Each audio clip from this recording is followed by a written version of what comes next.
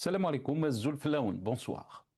Depuis 18 mois, les relations entre l'Algérie et la France oscillent entre crise ouverte, rappel diplomatique, suspension sécuritaire et échange de signaux contradictoires.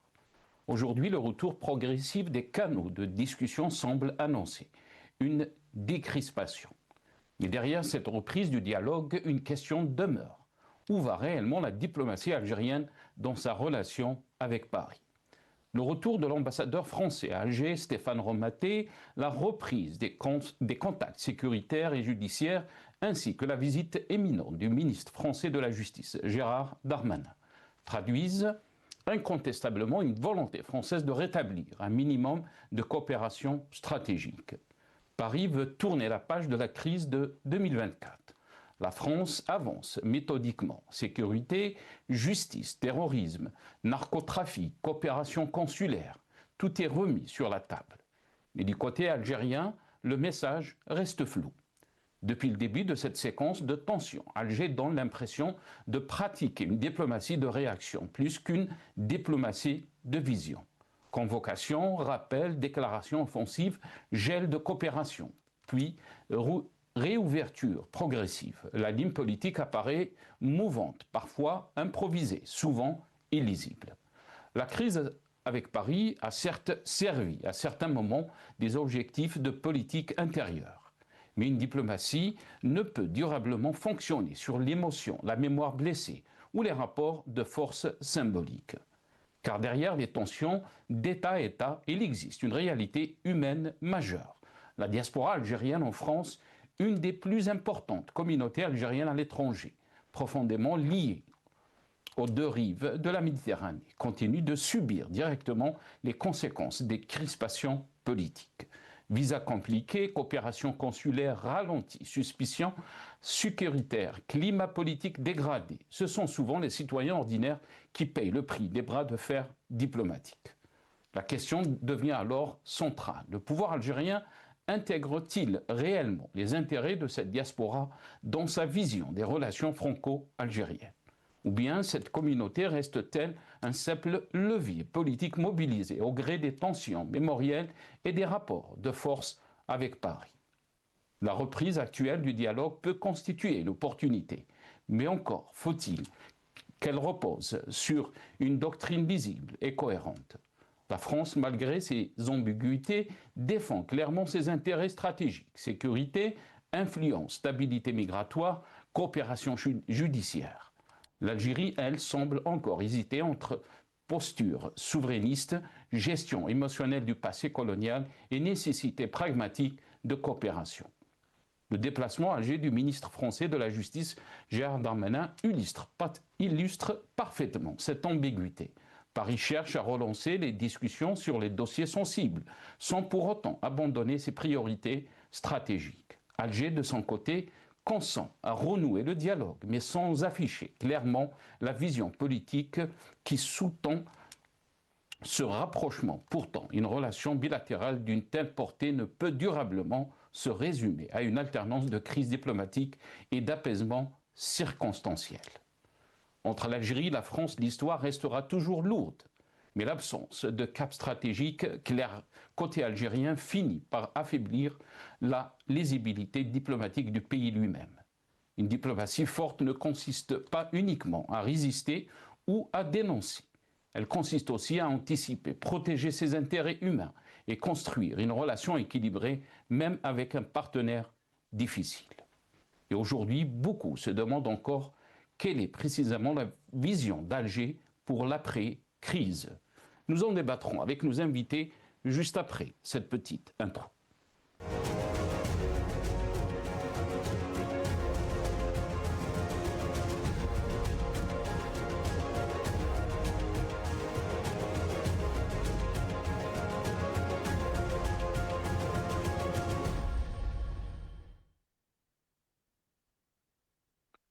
La visite de Gérard Darmanin en Algérie marque-t-elle la fin de la crise entre Alger et Paris? C'est le titre de notre émission pour ce soir. Et pour en parler, j'ai le plaisir d'avoir avec nous ce soir Gamal Abina, analyste politique, spécialiste de relations internationales. Il est avec nous depuis Paris via Skype. Gamal Abina, bonsoir. Merci beaucoup d'avoir accepté l'invitation. Bonsoir, merci pour l'invitation. Merci Gamel. On a aussi le plaisir d'avoir Rafiq Bouhlel, vous l'avez aperçu, militant politique, économiste aussi. Il est avec nous aussi depuis Paris via Skype. Rafiq Bouhlel, bonsoir. Merci beaucoup d'avoir accepté l'invitation. Marhaba bik, c'est Rafiq. Bonsoir, Sénat Salah, merci beaucoup pour l'invitation. Merci Rafiq Bouhlel. Avant de donner la parole à nos invités, comme d'habitude, quelques titres de la presse algérienne, mais aussi française, concernant donc le thème de ce soir, la visite du ministre de la Justice français, Gérard Darmanin. Et on va commencer avec le journal Al-Watan. Gérard Darmanin, ministre français de la Justice, demain à Alger, poser les bases d'une coopération judiciaire renouvelée, a titré le journal Al-Watan. TSA, tout sur l'Algérie. Demain, à Alger, l'Algérie et la France entrent dans la phase sensible. Gérard Darmanin, ministre de la Justice français, est attendu lundi à Alger, au menu plusieurs sujets sensibles qui empoisonnent les relations franco-algériennes. Un autre titre, le matin d'Algérie, Gérard Darmanin sera en Algérie lundi pour évoquer le cas de Glaise et des affaires sensibles. Selon les informations de France Inter, le ministre de la Justice se rend lundi à Alger pour évoquer la coopération judiciaire entre les deux pays, la lutte contre la criminalité organisée et le narcotrafic ou encore la lutte contre le terrorisme. Et un titre, en arabe, qu'on va traduire bien sûr, et ce titre du journal Al-Hayat, هابت حناشي زيارة دارمانا إلى الجزائر ستنتهي بقرارات جديدة. Rappelons que Habet Hanashi est le directeur donc de cette chaîne, le premier responsable de cette chaîne. Il a posté aussi زيارة جيرالد دارمانا موسى إلى الجزائر ومعه مسؤولين كبار في جهاز العدالة الفرنسية ستنتهي بقرارات جديدة هذه المرة.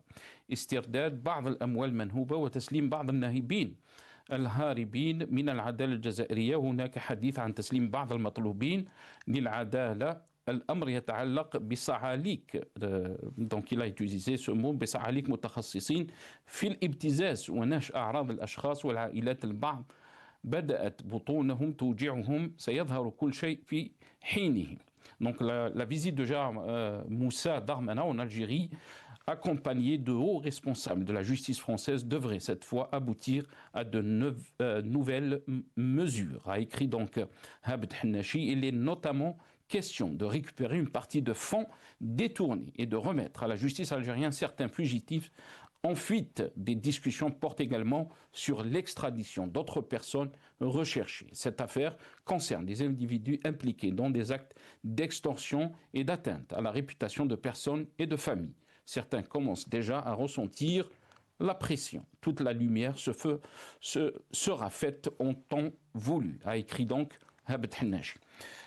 Journal français, donc Le Monde, Gérard Darmanin ira en Algérie lundi pour discuter de coopération judiciaire et du cas de Christophe Glaise. Et on termine... Par contre, non, on a encore un autre titre. France 24, Gérard Darmanin va se rendre en Algérie pour évoquer la détention du journaliste Christophe Glaise. Et on finit donc avec France Info. Voilà, donc ça c'est le titre, de France 24. On termine avec France Info. Un signal très positif. Le ministre de l'Intérieur annonce la venue à Paris de son homologue algérien dans quelques jours. Laurent Nunez l'annonce dans une interview à la Tribune dimanche.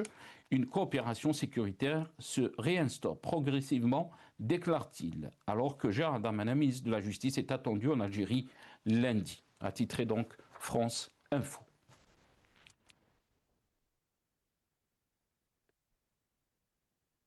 Voilà, donc quelques titres de la presse algérienne, mais aussi de la presse française.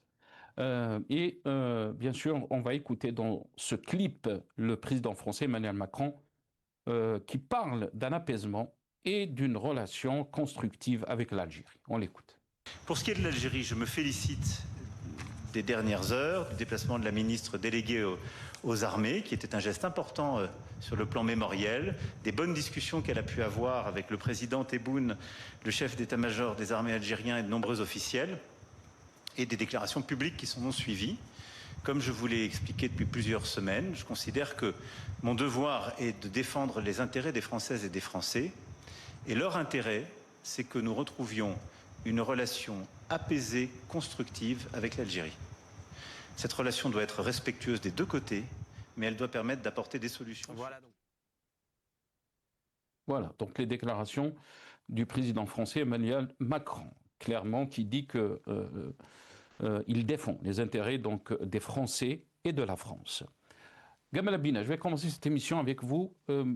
Quelle est la lecture qu'on peut faire donc de cette visite du ministre de la Justice français, donc Gérard Darmanin, qui est prévue donc demain, lundi, à Alger.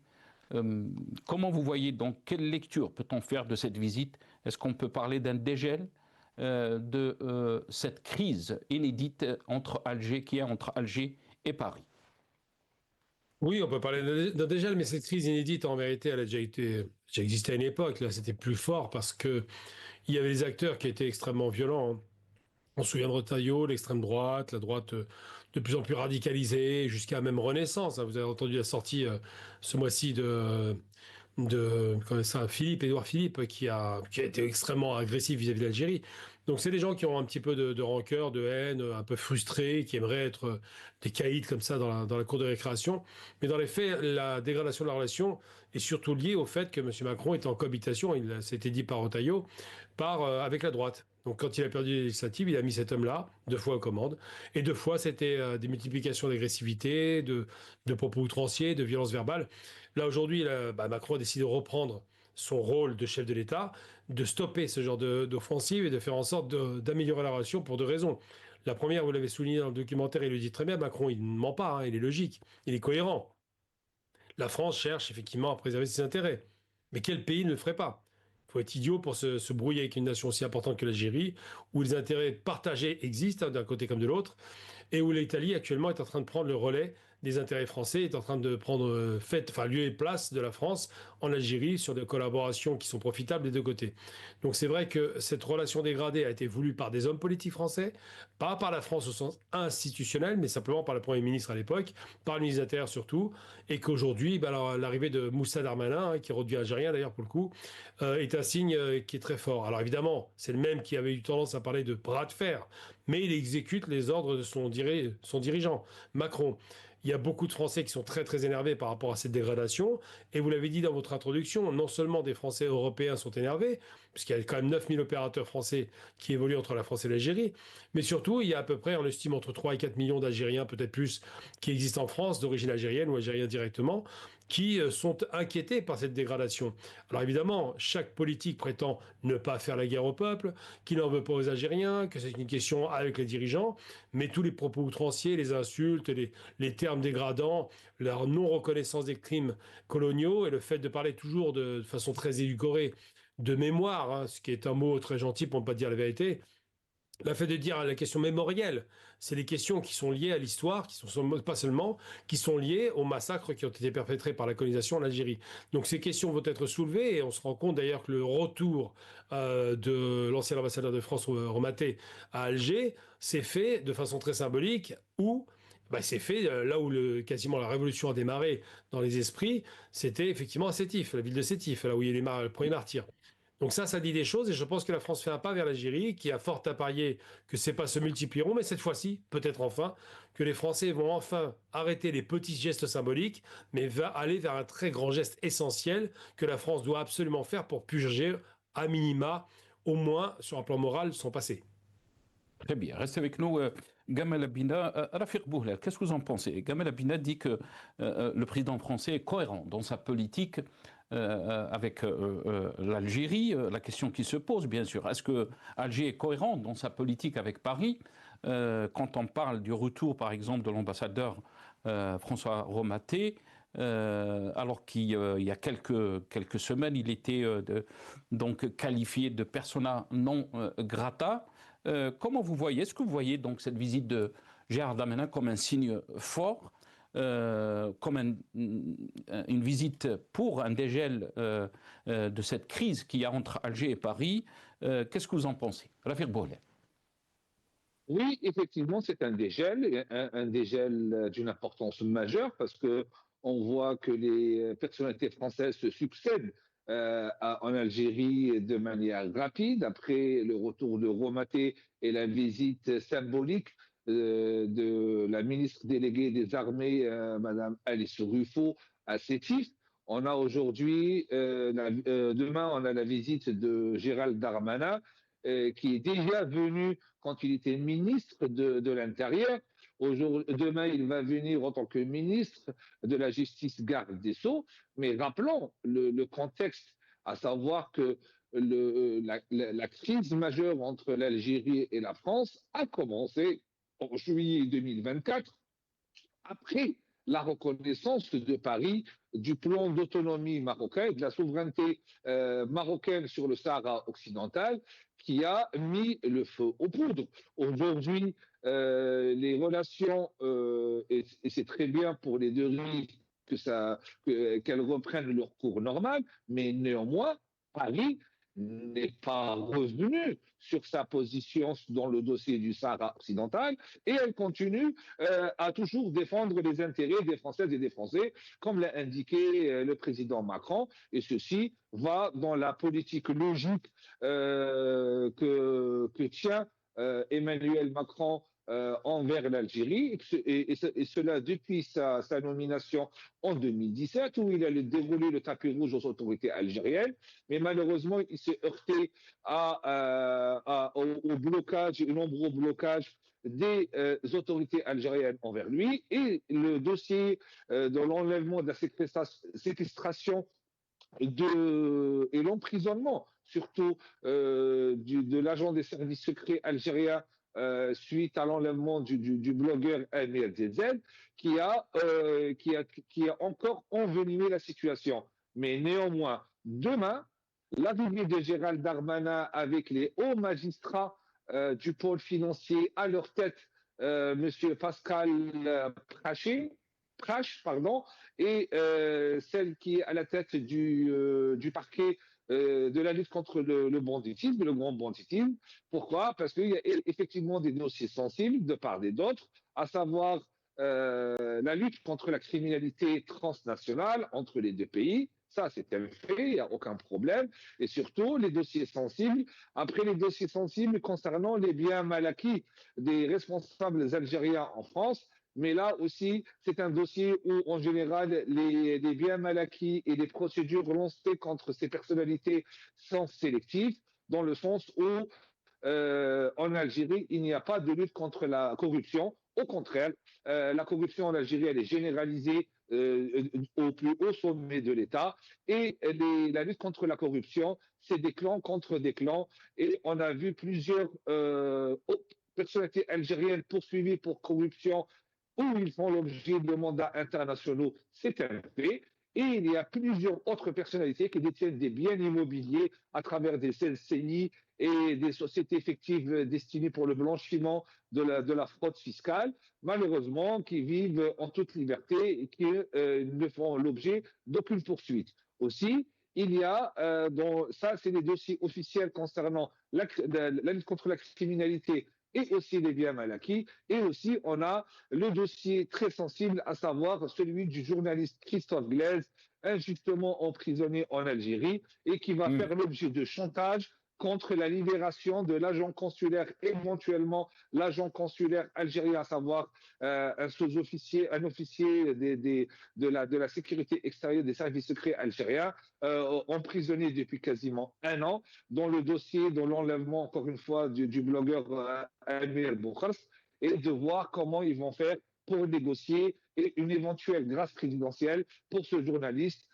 En contrepartie, la mise en liberté provisoire de l'agent algérien en attente de son procès. Donc, ça va être une visite demain très chargée, très tendue, où on sait très bien que les choses les plus importantes ne seront pas publiques, c'est tout à fait logique, mais néanmoins, on voit plus ou moins un dégel qui vaut le coup d'être salué, mais après quoi? Après une perte de temps qui a quasi duré de plus de 2 ans et surtout qui a donné à l'extrême droite comme à l'extrême gauche le temps d'instrumentaliser le dossier dans les deux sens à des fins électorales, dont les seuls perdants, ce sont bien la diaspora algérienne entre les deux rives.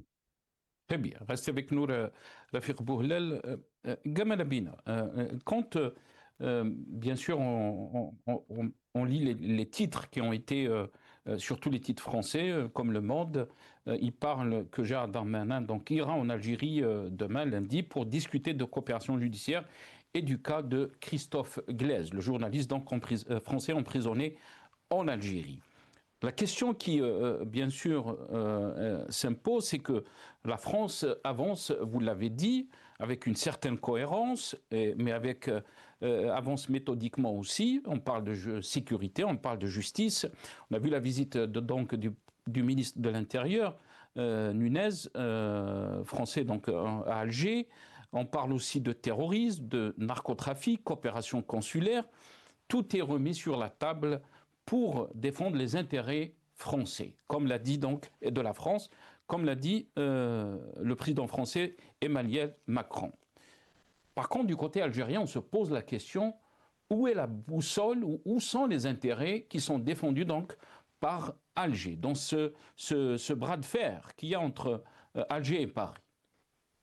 C'est pas trop compliqué. D'abord, pour commencer, les intérêts français ne se bornent pas au sécuritaire. Le sécuritaire est un élément important des deux côtés de la Méditerranée, pas seulement côté français, je le rappelle, hein, parce qu'il y a aussi des problématiques liées à la France par rapport à certaines organisations.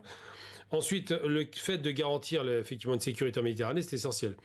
La question des intérêts, effectivement, des Algériens, elle est très claire, elle est défendue. Ils l'ont fait d'ailleurs même avant la rupture, puisque finalement l'Algérie, quand elle se rapproche d'Italie, elle défend les intérêts algériens. Quand elle signe des contrats avec l'Allemagne ou avec le Slovénie ou je ne sais quel autre pays, elle défend les intérêts des Algériens. Quand elle fait les transferts de compétences et de technologies, ça défend des intérêts algériens. Quand elle trouve des marchés en Europe pour des produits algériens, elle défend ses intérêts. Donc la question, c'est pas de savoir si l'Algérie le fait, elle le fait normalement. La question de savoir qui a besoin de l'autre. Est-ce que l'Algérie a besoin de la France aujourd'hui? Non, puisque tout ce qui est fait en France est fait en Italie ou en Allemagne. Grande puissance industrielle. Donc c'est réglé. Est-ce que la France a besoin de l'Algérie? Oui, parce qu'elle a besoin de 12 à 14% de ses besoins gaziers actuels par rapport à ses besoins nationaux, et que manifestement, avec ce qui se passe dans le Golfe, les besoins vont s'accroître, puisqu'il y a une réduction des exportations du GNL côté Qatar, donc ça commence à poser problème, il y a une tension sur les marchés, parce que la Russie est boycottée, donc la France ne peut pas s'approvisionner du côté de la Russie, il reste qui? Il reste le grand voisin algérien. Ensuite, moi j'entendais plusieurs choses, là, quand même, je vais revenir là-dessus. D'abord, les relations d'État à l'État, c'est pas des relations de voyou à voyou, il faut être un peu sérieux. On va pas dire aujourd'hui qu'il y a un chantage, soi-disant, l'agent consulaire, comme vous l'appelez, donc qui est diplomate algérien en France, qui a été arrêté de façon un peu fantaisiste, parce qu'en réalité, ça s'appelle une rétention, c'est une détention administrative qui n'est pas normale, enfin, provisoire plutôt. Détention provisoire en vue d'avoir un procès. Il n'y a pas eu de procès, il n'y a pas eu d'inculpation, rien de tout ça. Pour l'instant, il est en prison alors qu'il est quand même membre du personnel diplomatique. Donc là, il y a un problème sur la base de ce qui a été laissé par Rotaillot. Gamal Abina, juste pour appuyer... pour aller dans le sens de votre argument, parce qu'on va vous faire passer le clip du procureur qui a parlé donc du terrorisme d'État, que l'Algérie est impliquée dans le terrorisme d'État, et j'aimerais avoir donc votre réaction par rapport à ces déclarations. On l'écoute. Et il y a d'autres procédures qui concernent d'autres pays, et pour ce qui relève de mon parquet, nous avons par ailleurs 5 autres procédures qui sont à la fois principalement en lien avec la Russie et d'autres avec l'Algérie. Des dossiers dont on a déjà parlé, qui sont connus aujourd'hui du grand public? Ce sont des procédures qui sont connues du grand public, qui font en général toutes qui s'inscrivent dans le même esprit. Ce sont plutôt donc ces pays étrangers qui vont pas forcément commettre des actions directement contre la population française, mais davantage contre leurs opposants sur le territoire. Voilà, qu'est-ce que vous en pensez, Gamal Abina? Ça va aussi dans le sens de votre argument, parce que là, on entend des accusations très graves de la part du procureur français antiterroriste, qui accuse l'Algérie, bien sûr, et d'autres pays. Il a parlé de la Russie, mais aussi de l'Iran. Est-ce que vous pensez que nous avons, si on parle de l'Algérie, bien sûr, on dit pouvoir algérien, à donner du bâton, si on peut dire, du côté français pour qu'on soit dans cette situation, on est accusé de terrorisme d'État. Il y a un agent consulaire qui est en prison, en détention donc provisoire. Il y a eu une prolongation dernièrement d'1 année pour sa détention provisoire. Est-ce que vous pensez que l'argument qui a été avancé par notre ami Rafik Bouhlel c'est un argument qui, on peut dire, qui est juste. On est dans cette situation où, si vous voulez, quand relâche donc le journaliste Christophe Glaise, il faut qu'il y ait donc un échange. C'est donc la libération de l'agent consulaire. Qu'est-ce que vous en pensez? D'abord, on met un peu les pendules à l'heure. Glaise est antérieur à l'interpellation fantaisiste de l'agent consulaire, comme vous l'appelez. D'accord? C'est un membre du personnel diplomatique. Je rappelle qu'il est diplomate. Mais bon, donc les règles internationales n'ont pas été respectées. On ne touche pas un diplomate. On commence par le début. C'est postérieur. Ça signifie que ceux qui ont déjà commencé une action en justice, c'était les Algériens par rapport à Glaise pour des raisons réelles. Et les Français, de Rotaillot, je précise, qui font pression sur la justice, font une réciprocité. Donc c'est vraiment eux qui se comportent comme des gens qui font du chantage, pour le coup. Ensuite, deuxième chose, quand on parle de terrorisme, alors c'est marrant parce que ce type-là, il est mignon. Normalement, il est juriste, il doit savoir de quoi il parle. Il y a un sens au mot. Le terrorisme, c'est frapper les populations civiles afin d'obtenir des résultats politiques. Est-ce qu'on parle de terrorisme là-dessus? Pas du tout. L'Algérie a eu 10 ans de terrorisme sur son territoire qu'elle a vaincu. Donc c'est compliqué de vendre à l'Algérie qui soutient le terrorisme. Ça ne marche pas. Donc on passe par autre chose. On dit que c'est pas du terrorisme, mais on a quand même touché quelqu'un sur le territoire. Un opposant. Bon, déjà, opposant de pacotille, je mets ça de côté. Mais il faut être un peu sérieux. Quand on parle de termes, les qualifications sont importantes. Ça n'est pas du terrorisme. Du tout. Et c'est des accusations fantaisistes qui sont étayées par rien aujourd'hui. Il n'y a pas eu d'enquête, il n'y a pas de conclusion, il n'y a rien pour l'instant. On est au démarrage d'un dossier à charge. Et c'est quand même dommage qu'un homme se prononce dans des médias sur un dossier qui n'a pas de conclusion. Normalement, on ne commande pas la justice en cours. Mais on met ça de côté. Ensuite, la question de faire du chantage, ça n'existe pas. Les rapports d'État et d'État, c'est des discussions, c'est pas des chantages. Je veux dire, si c'était du chantage, il y aurait une contrepartie qui serait financière, par exemple. On n'est pas en train de faire chanter pour récupérer un homme par rapport à un autre, ça n'a pas de sens. Je rappelle que la France a 1600 prisonniers à l'extérieur de ses frontières qui sont français. Donc ça, on n'en parle pas. Il y a une obsession là-dessus parce que c'est un enjeu politique. Ça n'est pas un enjeu judiciaire. Et là, le politique essaie de faire pression sur le judiciaire pour obtenir une avancée. À la fois sur le fait que la France ait trahi la Convention de Vienne par rapport au traitement des diplomates, et de l'autre côté, une sombre affaire montée de toutes pièces, on a compris, et de l'autre côté, un Christophe Glaise qui a été poursuivi pour des faits effectivement graves. Avérés ou pas, je ne sais pas, je ne sais pas dans le dossier, mais ce qui est sûr, c'est que les faits pour lesquels il est poursuivi sont réels. Donc, il y a une chose importante à rappeler, c'est que si on veut marquer le coup, il faut comprendre vraiment qui agresse qui. C'est pas les Algériens qui ont fait des histoires en français. C'est pas les Algériens qui ont poussé Rotaillot à parler. C'est pas les Algériens qui font des histoires sur les visas ou je ne sais. Ils n'arrêtent pas d'en faire des tonnes. Puis il y a une autre chose que je voudrais corriger. Il faut arrêter de mélanger les biens mal acquis qui sont du détournement d'argent avec la corruption qui peut arriver, mais qui n'a rien à voir. La corruption, dans le monde entier, il y en a. Par contre, détourner des millions dans un pays étranger et ne pas restituer cela, c'est pas normal. Il faut savoir que l'Algérie a obtenu de la Suisse, effectivement, que les enquêtes soient faites et qu'il y ait un retour de cet argent, et c'est très bien. Et c'est bien que les autorités françaises, enfin, acceptent, après les conclusions d'enquête menées par les autorités algériennes et la justice algérienne, que ces biens mal acquis soient restitués à l'Algérie. C'est normal. On va tout de même pas valider des vols qualifiés au profit de gens qui sont des oligarques autoproclamés et qui ont détourné l'argent du peuple algérien. Donc il est normal que la France, enfin, commence à respecter les règles de droit, commence à s'intéresser à ces questions essentielles pour l'Algérie, parce que c'est une question nationale, d'économie nationale. Les biens mal acquis doivent être restitués à l'Algérie. Très bien, restez avec nous, Gamal Abina.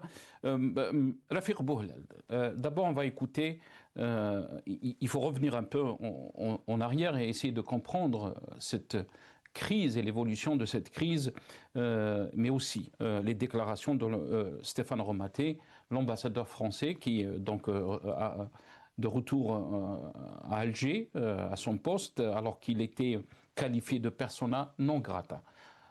Stéphane Romaté avait déclaré ceci concernant l'affaire Amir DZ. On l'écoute.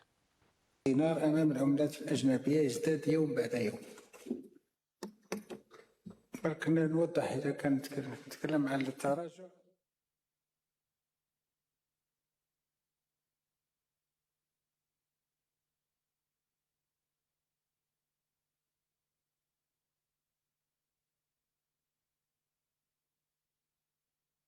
Partager avec vous une information de dernière minute, de haute importance.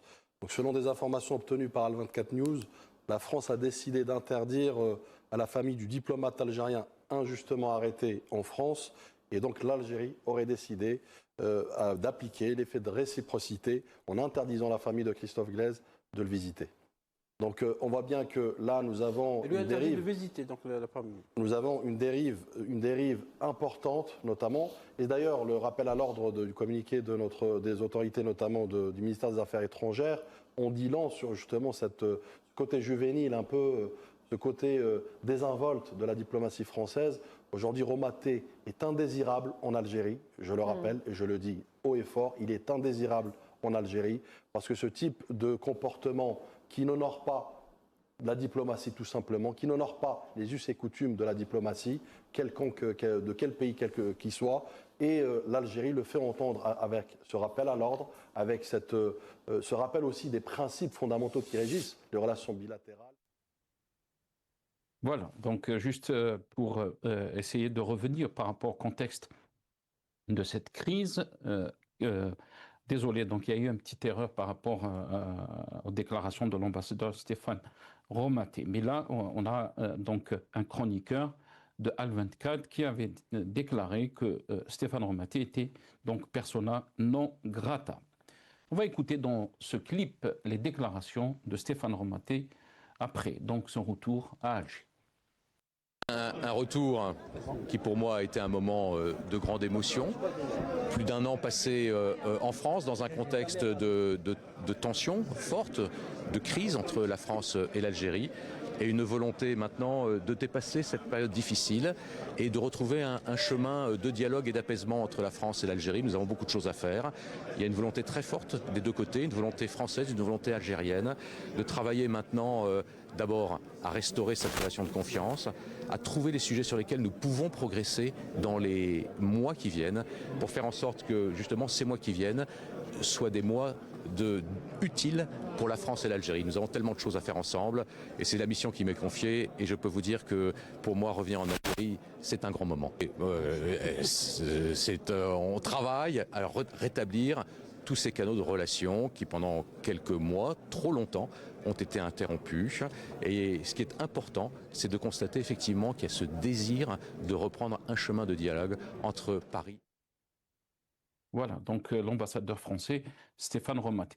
Rafiq Bouhlal,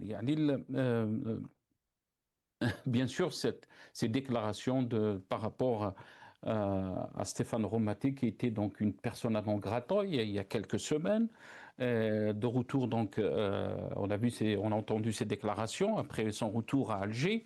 La question est toujours une question de cohérence quand il s'agit de diplomatie, de vision aussi. Vous l'avez dit dans votre première intervention, vous avez dit que la France n'a pas changé de position concernant donc, le dossier du Sahara occidental. Et c'était le début, bien sûr, de cette crise inédite entre Alger et Paris. Comment vous voyez la diplomatie algérienne par rapport à ce dossier? Comment la diplomatie algérienne a géré donc cette crise? On a parlé bien sûr de la diaspora, on a parlé du côté humain des millions d'Algériens ou des Franco-Algériens qui vivent en France, qui ont des liens avec l'Algérie, et certes, ils ont été impactés par cette crise. Alors, avant tout, il faut que les autorités algériennes, quand ils donnent la parole à leurs chroniqueurs, notamment sur cette séquence Badis Khanissa sur la chaîne internationale algérienne publique, Al24, qui donne de telles informations non confirmées par le ministère des Affaires étrangères, ce n'est pas très professionnel.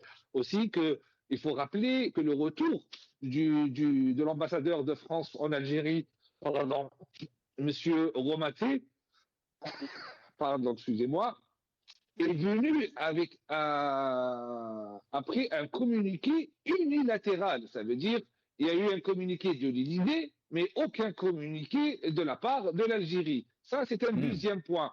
Et surtout, encore une fois, les paroles et les premières déclarations, que ce soit sur l'initiative de l'ambassadeur de France en Algérie, Romaté, ou dans le clip que vous venez de passer, c'est normal, il a beaucoup de travail et qu'il dise c'est normal que son absence était trop importante et trop longue parce que effectivement il y a des dizaines et des dizaines de dossiers importants, notamment ceux de la diaspora. Pourquoi? Parce que en fait, quand les relations diplomatiques vont mal entre l'Algérie et la France, sachant que l'Algérie est la première nationalité étrangère représentée en France, il y en a qui disent 5 millions si on compte les franco-algériens et les descendants, il y en a qui disent 3-4 millions, il y en a qui disent qu'il y a 1 million de personnes algériennes, de nationalité algérienne vivant sur le sol français avec un titre de séjour. Néanmoins, les Algériens sont la première nationalité.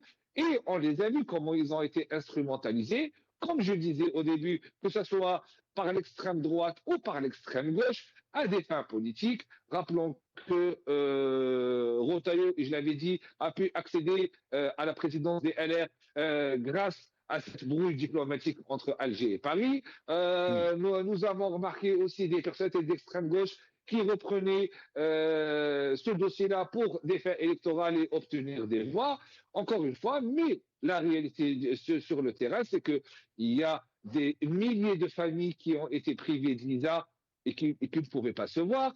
Il y avait des milliers de chefs d'entreprise privés de visa et qui ne pouvaient pas venir en France pour continuer leurs activités économiques. Pour rappel que depuis 2019, il y a eu pas moins de 422 entreprises françaises qui ont quitté l'Algérie. On avait exactement 4500 entreprises françaises activement en Algérie. On est passé à 4100 selon le dernier rapport de Business France, qui est la branche économique du ministère des Affaires étrangères. Et ceci est une perte parce que des entreprises étrangères qui partent, c'est des emplois qui partent, c'est des marchés entre les deux pays qui sont fragilisés et des échanges qui sont amoindris et affaiblis. Et c'est pour cette raison qu'il faut remettre les sujets sur la table, notamment économiques. Et moi, personnellement, je pense qu'à travers l'économie, qu'on peut relancer des relations qui sont bloquées. Mais néanmoins, la diaspora algérienne a souffert le martyre pendant ces deux dernières années. Pourquoi? Parce qu'en fin de compte, l'Espagne n'a pas changé sa position concernant le Sahara occidental. Et l'Algérie, après avoir coupé les relations, arrêté les traités d'amitié, bloqué les échanges économiques, sont revenus à la case départ. Avec la France, c'est pareil. Avec d'autres pays où il y avait moins de virulence de la part de la diplomatie algérienne. Mais en fin de compte, tous les pays qui ont pris position dans le dossier du Sahara occidental ne sont pas revenus sur leur décision. Mais c'est toujours l'Algérie qui est revenue sur sa décision après 1 an ou 2 ans, avec perte et fracas pour l'intérêt public, pour l'économie de l'Algérie, et surtout, on n'a pas vu, et surtout sur l'isolement de l'Algérie au niveau international.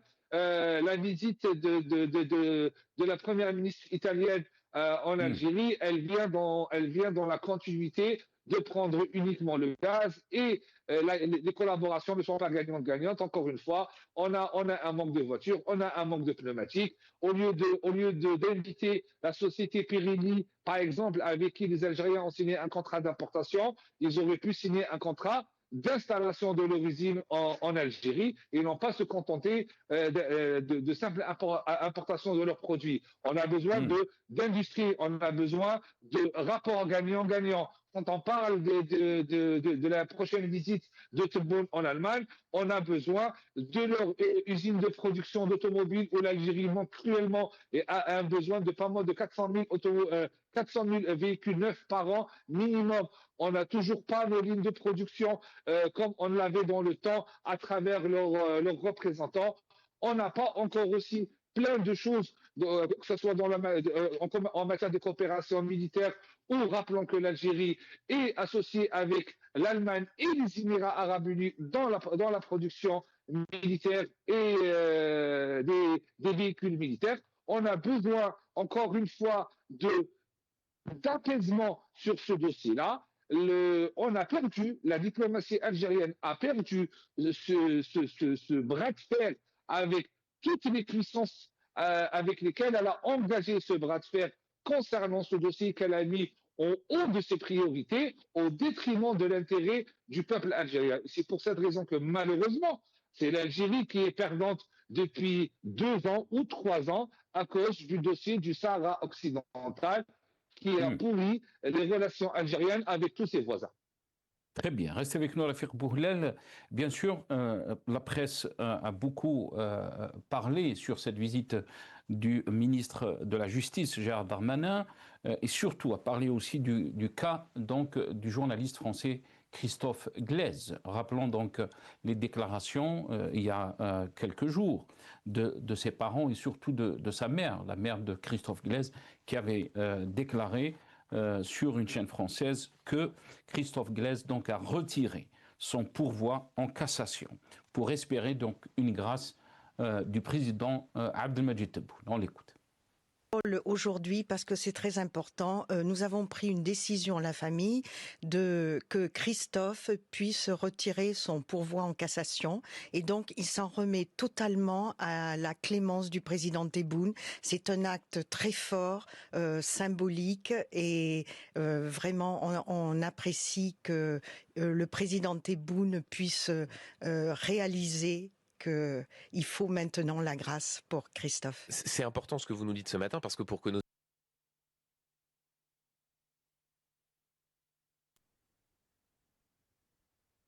Voilà, donc la maman du journaliste français Christophe Glaise, rappelons que Christophe Glaise avait été condamné donc à 7 ans de prison pour apologie du terrorisme.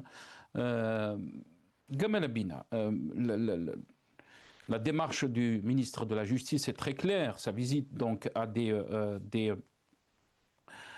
bien sûr, si on peut dire, des buts très clairs.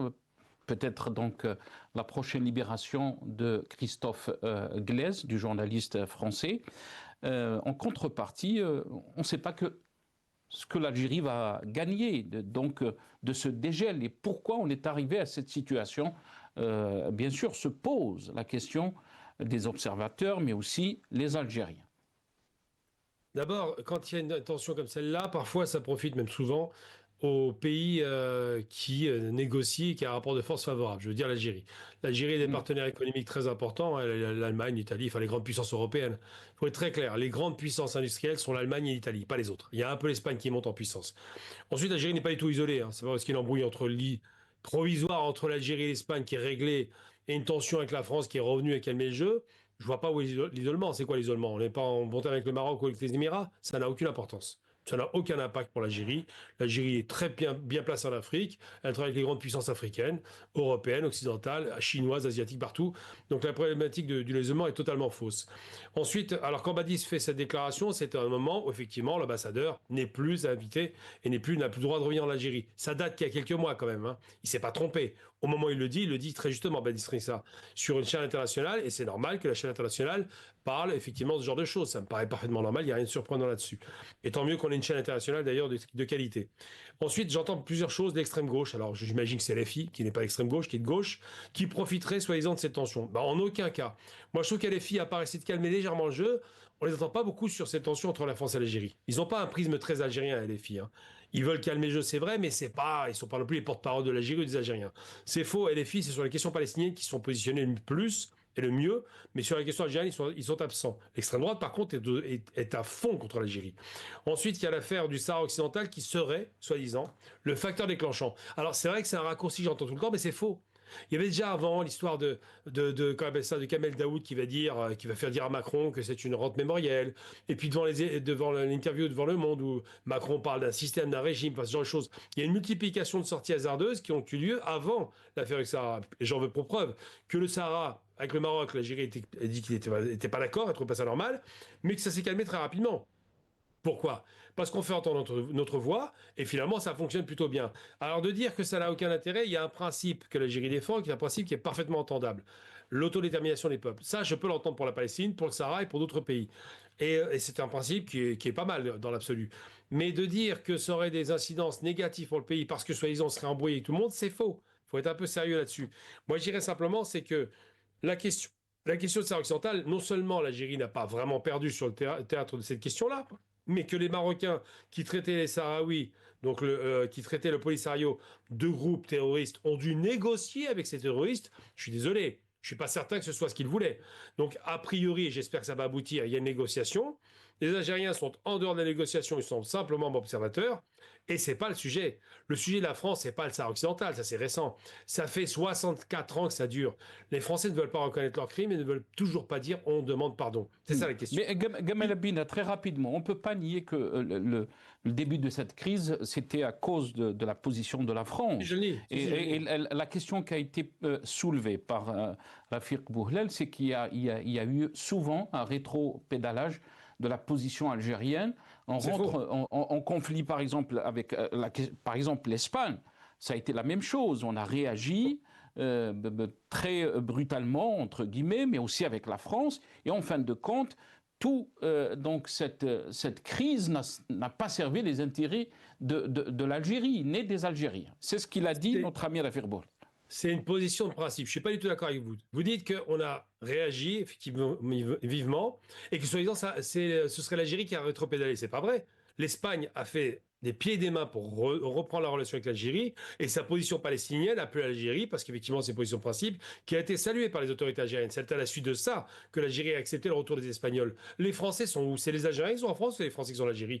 Qui fait le voyage? Qui est venu avec 17 ministres? Qui envoie le Premier ministre, le ministre de l'Intérieur ou le ministre de la Justice? C'est les Français qui vont en Algérie. C'est eux qui essaient de remettre de la relation. C'est eux qui ont rompu la relation. On ne peut pas dire que l'Algérie soit à l'origine de ça. Puis je maintiens que le Sahara occidental n'est pas le facteur déclenchant. Je suis désolé. Le facteur déclenchant, c'était avant. Il y avait déjà des tensions très importantes qui ont été accélérées par ça. Mais ce n'est pas le principal facteur. Puis j'ai entendu aussi dire à l'Italie, soi-disant, on fait un partenariat qui n'est pas gagnant-gagnant. Alors je rappelle que Stellantis est installé en Algérie avec des équipementiers qui arrivent au fur et à mesure. Il faut du temps, ça ne se fait pas en 3 jours. Je rappelle que le contrat record de gaz, des énergies vertes entre l'Algérie, l'Italie et l'Allemagne est un record c'est un accord qui va être extrêmement positif pour le pays qui cartonne. Je rappelle que le fait de développer un parc industriel, il faut du temps effectivement, mais que ça se fait au fur et à mesure. Les gens sont toujours pressés. On croit qu'un claquement de doigts, on a les industries. C'est pas que ça se passe. Il y a une négociation, il faut des partenaires sur place. Il y a le 49-51 qui est actif aussi par rapport aux gros investissements. Donc tout ça, c'est des choses qui se négocient de gré à gré, mais qui se négocient bien avec l'Italie et l'Allemagne. J'en veux pour preuve, ça a été dit d'ailleurs par M. Bouhlel, que l'Allemagne, par exemple, fait partie des pays qui ont investi dans le secteur militaire en Algérie. Je le rappelle, le secteur des blindés, avec le soutien effectivement à l'époque des Émirats Arabes Unis, ça se passe moins bien, mais ils ont investi quand même dedans, ils ne sont pas partis, et c'est quelque chose qui profite à l'Algérie, et on parle de 80% de taux d'intégration. Donc il faut être un peu sérieux quand on parle de choses comme ça, il faut arrêter de dire le tableau est noir, il faut faire un effort, tout prend du temps. Très bien, tout prend du temps. Vous êtes en train de dire, Gamal Abina, Rafik Bouhlel, très rapidement. Bien sûr, on l'a entendu dans ce clip, la maman de Christophe Glaise, qui espère donc une grâce du président algérien Ahmed Tebboune, par rapport donc à son fils, le journaliste Christophe Glaise. On se rappelle bien sûr de la grâce de Boualem Sansal. Donc, du côté français, on est en train de faire tout pour arriver à ce qu'il demande, donc la grâce de Christophe Glaise. Mais du côté aussi algérien, quand on lit ce qu'a publié Habet Hannache, le responsable, donc le directeur de la chaîne El Hayat, il dit il est notamment question de récupérer une partie des fonds détournés et de remettre à la justice algérienne certains fugitifs en fuite. Des discussions portent également sur l'extradition d'autres personnes recherchées. Cette affaire concerne des individus impliqués dans des actes d'extorsion et d'atteinte à la réputation de personnes et de familles. Certains commencent déjà à ressentir la pression. Toute la lumière sera faite en temps voulu. Votre lecture par rapport à ça, très rapidement. Oui, déjà, la décision de Christophe Glaise et de sa famille de ne pas de retirer leur pouvoir en cassation parce que c'était une demande qui a été faite par, j'imagine, l'Élysée, parce qu'ils les ont prévenus que les autorités françaises sont en négociation très avancée pour obtenir sa grâce présidentielle. Rappelons que c'est un journaliste sportif condamné pour apologie de terrorisme, pour avoir échangé avec des anciens dirigeants, soi-disant, du MAC. Donc, avoir des journalistes en Algérie, et ce n'est pas le seul, malheureusement, journaliste qui est emprisonné, on a plusieurs autres journalistes algériens qui sont en prison aussi, pour lesquels, malheureusement, il n'y a pas des gouvernements qui s'activent pour les faire sortir. Ça, c'est juste un point. Concernant la décision de retirer le pouvoir en cassation, c'est un truc tout à fait normal parce que ça a été demandé par les autorités françaises dans le cadre des négociations très avancées avec Abdelmajid Tebboune et son gouvernement afin d'obtenir sa libération. Et c'est tout à fait logique que le gouvernement de Macron fasse tout le possible afin d'apaiser les relations. Rappelons qu'il y a une échéance électorale qui va arriver en avril 2027 et qu'il essaie de faire tout ce qui est en son pouvoir pour que les tensions entre l'Algérie et la France ne soient pas instrumentalisées par la classe politique française dans leur course à la présidence de la République française après le départ d'Emmanuel Macron. Mais le problème reste que si demain, et en avril 2027, s'il y aura un président de droite et d'extrême droite ou d'extrême droite, comment vont évoluer ces relations et est-ce que les accords qui ont été pris maintenant et qui vont être pris dans les prochains jours vont être respectés de part et d'autre dans les prochains mois après l'élection éventuelle d'un président de droite ou voire d'extrême droite. Et ça, c'est des conditions, c'est des choses qu'on va découvrir au fur et à mesure, mais néanmoins, le journaliste Christophe Glaise n'a pas sa place en prison. Il doit être libéré comme Boualem Sansal, qu'on l'aime ou qu'on l'aime pas, un écrivain qui soit talentueux ou médiocre,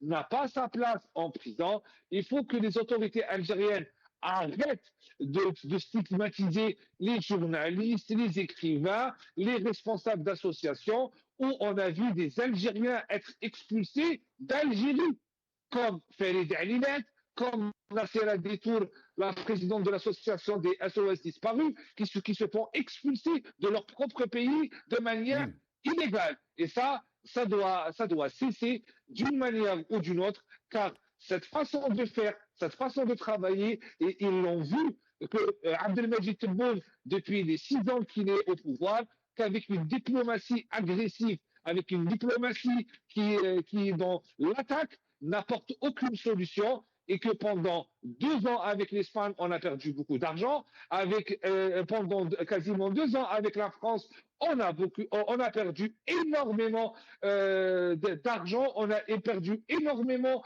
de chances et d'opportunités, et on a donné aux extrêmes de se développer et proliférer sur ce conflit-là. Il faut dire stop, et surtout, soyons dans une relation apaisée pour avancer dans le futur. Merci beaucoup, Rafiq Bouhlel. On est arrivé à la fin de cette émission. Merci à nos invités. Gamal Abina, analyste politique, spécialiste des relations internationales. Vous étiez avec nous depuis Paris. Merci à vous. Merci à Rafiq Bouhlel, militant politique et économiste. Vous étiez avec nous depuis Paris aussi. Merci à vous, chers téléspectateurs, d'avoir suivi cette émission. Atakoum saha wa qawala khair.